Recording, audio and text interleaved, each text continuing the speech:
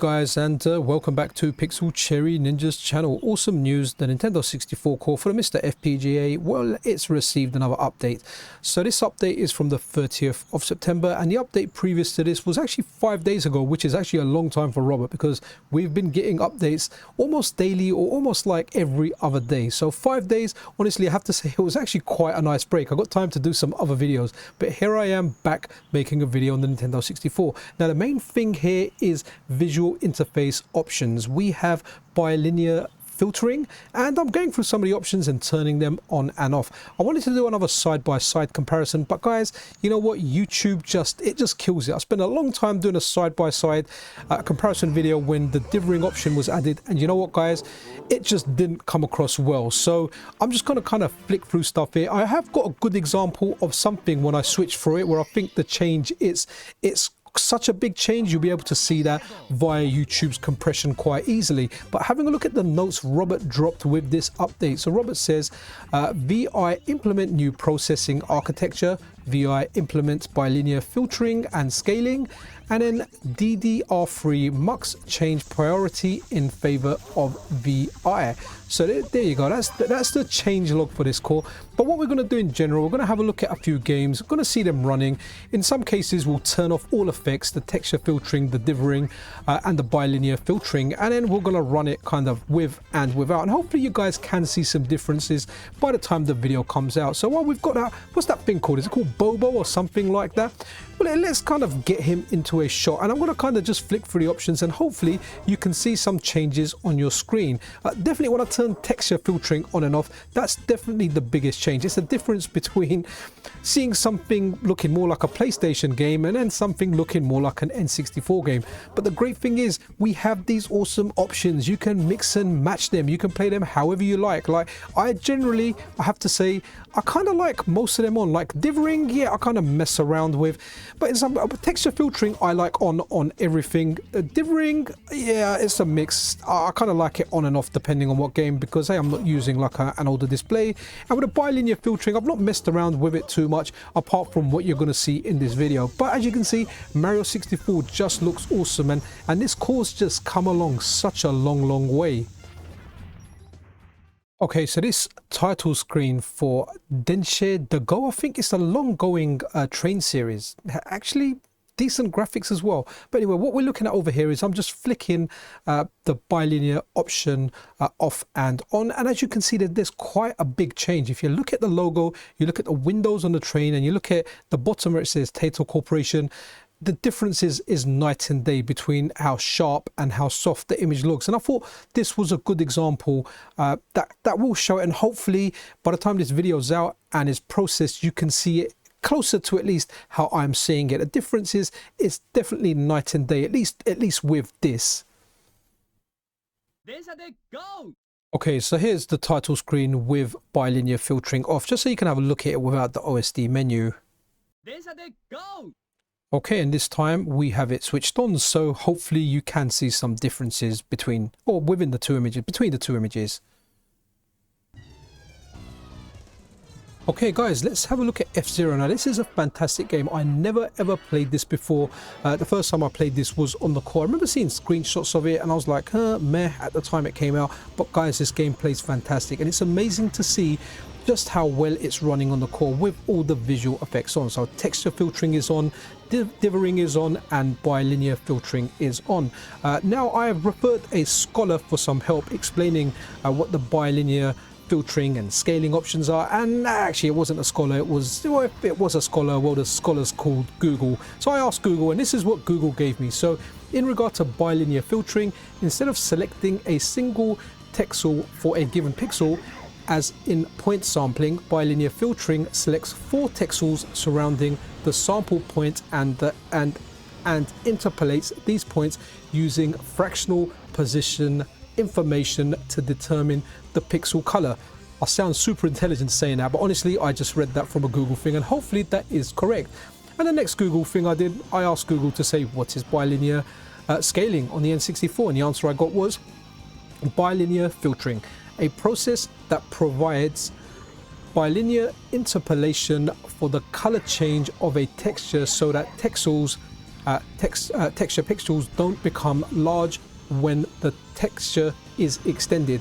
Bilinear interpolation, the two-dimensional linear interpolation provided in the vertical and horizontal directions. Okay, hopefully that made some sense to you guys. At least to me, the only thing I can say is the core looks awesome, it plays awesome, it sounds awesome, and if you haven't tried it out already, you really should.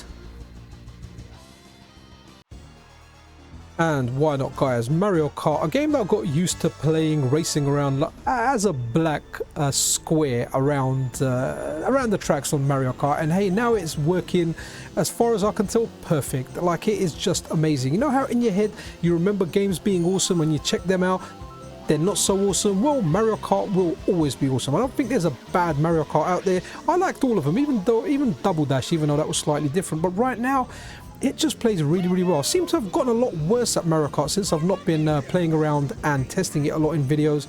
I'm kind of going off track, running into bananas and generally getting destroyed. But honestly, this is so much fun on the core. It just feels complete. As far as I know, you can complete this game, you complete all the Grand Prix. It just runs flawlessly. And what a time to be alive. Again, I'll say it again, if you haven't tried this course so far and you're undecided about it, go and try it out now. It's brilliant. If you're a big Mario Kart fan, you will have a blast playing this game. So this here is with all the effects on: texture filtering, dithering, bilinear filtering. It looks fantastic. And honestly, like, this core is just nothing short of amazing. Like, every update I'm amazed, but it is just coming together now. I just can't wait for like when stuff like GoldenEye and Perfect Dark begins to work, which hopefully will be sometime in the future, hopefully sometime in the near future. But for now, man, we've got stuff like Mario Kart and you can complete it. It just plays awesomely well. Okay, so now let's have a look at Wave Race 64, and this is a game Robert Peip, the developer of the core, actually showed in a tweet. He used this as an example to show the bilinear filtering options, or the bilinear scaling options, and more to do with the logo, the Wave Race logo. So I'm kind of flicking this off and on over here, but when it kind of goes into, when the title screen goes and it goes into the demo, it will just be left on. All visual effects will be left on. But let's have a look at the tweet from Robert Peip and what Robert Peip says. So Robert says, first part of the N64 core video out pipeline implemented bilinear scaling. You can see the artifacts on the right side of the logo are gone. Top is from the new build and the bottom is from an older build. The feature can be disabled in case you want to keep the sharp look. Now, if you look at the logos and you look at the top right of that kind of egg shape, that I don't know what to call it, like a rugby ball kind of background thing. If you have a look at that, you can see in the top right on the new image, it's just round, it's round and smooth all the way around. But in the bottom image in a previous build, there's a little bit of jaggedness there. It isn't quite smooth. So awesome changes, and the Wave Race has come a long way. I mean, I remember having a look at this and thinking, wow, it's just running with shadows and everything there. Now we've got like a perfectly playable Wave Race with all the graphical bells and whistles. Honestly, an awesome time to be alive. Okay, to finish up the video, we're going to run through a few requests that I was asked to check out. This isn't really a request video, but it was only a couple of requests, like 2 or 3, and I thought, why not test them out? So this is Army Men Air Combat, and it looks really nice with all the visual effects turned on. It just looks nice.